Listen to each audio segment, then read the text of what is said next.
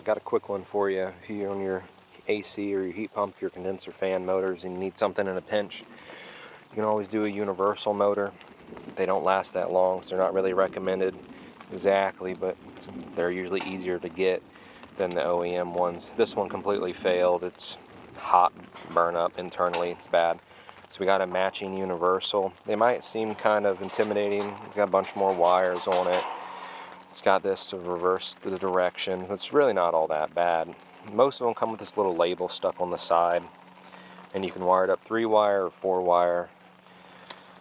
4-wire is just going to be if you're using a separate capacitor for the fan. Most of the time you already have a capacitor, but it may be bad, or it might not even match what this one is. We'll show you that though. And then rotation, if you're looking at it right here, counterclockwise lead end, it even has it right on here as well, or clockwise lead end. Lead end's when you're looking at it when it's installed. So if the blade needs to spin to the right, which is clockwise, that's the way you want these wires to be put, which it says right here, yellow to yellow and purple to purple is clockwise. If you need to counterclockwise, and if you need it to spin clockwise, you got to go ahead and swap the plugs on that. So I already got this disassembled, but let's pop this new one in. I'll show you how it gets wired up, and we'll go from there. Alright, one of the things you'll need to know is where your fan blade was. This one specifically, it was max. It's a little teeny stub here, so it was just sitting right flush. So that was alright for me. What you can normally do is just mark it with a Sharpie, and then you take off, loosen your nut right here, and then this fan blade will come off. Sometimes it's rusted, you might have to sand the shaft down. Just never hit the shaft with anything. So for this one, I just did the same thing. I lined them up roughly, and then I just knew this one was pretty close to maxed out, so I just put a little Sharpie mark right there. So when I slide this new fan blade back on, the top of it's just going to right at that Sharpie mark. That's going to give us the right height. You may also have to cut these bolts down because this is a universal motor, so it can go either direction when mounting on some older equipment and stuff. Slid the fan on. So when you're tightening this up, you just want to make sure it's always going against one of the smooth sides. This universal motor happens to have 2 smooth sides, but most of the motors only have 1. And I like to tighten it.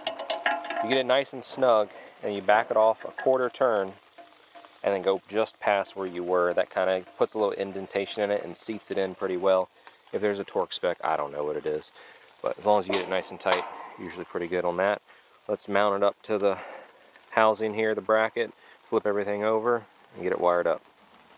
We got the motor mounted up almost all the way. If you don't want these studs sticking out all the way, you can always cut them off, or if you just grab yourself a pair of channel locks, you can just bend it. Once everything's tight, just bend it back and forth a few times, it breaks right off above the nut. That's just a quick way. Sometimes you can reuse the old bolts that come with it, and they might have like little caps on them, but this one, they weren't the same. Right, next we're going to grab this little sleeve. That's what the old wires went through on the old motor, but it actually kind of like threaded into the side of the motor. We're going to run the wires through it, but we're just going to have to throw some zip ties on it to hold it in place for now. The wires through on this Carrier model, they go through right here, and then right through here, and they come out right here. And then there was a zip tie that was right here that held all the wiring up. So we're just going to slide the rest of it in. And then the little black sleeve on this one is actually tucked in here a little bit. Got everything reconnected. Make sure you put you use the ground screw to metal. I just cleaned this off a little bit so it wasn't painted, and just grounded it up top. I already know which way my blades needs to spin. In this case, it needs to spin to the right. So that's clockwise. So I already just set this. If you are unsure, just leave these 2 wires sticking out of here a little bit.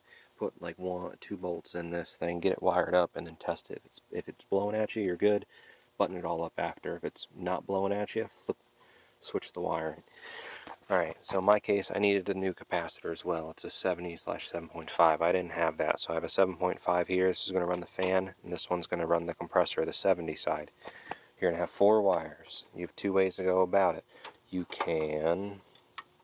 also going to have to put spade connectors on these as well.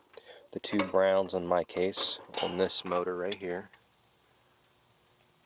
it even tells you the capacitor on it, goes to the capacitor typically.